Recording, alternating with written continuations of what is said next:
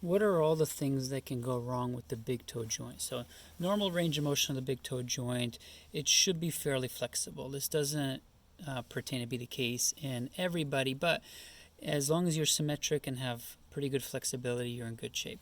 The most common things, people will stub their toe and they don't even remember it and will end up having pain, even a little bit of swelling here. An x-ray is usually beneficial to rule out anything too problematic, but most commonly arthritis, cartilage injury, turf toe, those are going to be the most common options of complications. If you see a lot of redness and there's no open wound, there's a good chance that it's from a gout infection.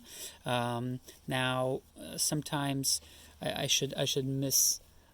misstated that gout is not technically an infection.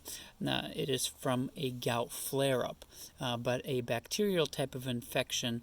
Now that's something to look out for, and it can look very similar, but with gout it's a little bit different. You can look up gout videos and see if that makes sense to you, or you can ask on this page when you take a look at the bottom, and then don't forget to subscribe as well.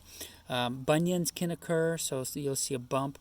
Now commonly bunions and hallux limitus are misdiagnosed. Somebody will have limited range of motion here and have this extra bone, hypertrophied bone that grows, and people will label it as a bunion, but the treatment tends to be different.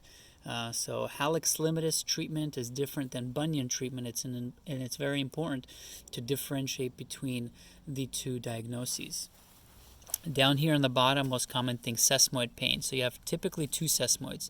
You'll have the tibial and the fibular. The tibial is more toward this side, and the fibular is more toward that side.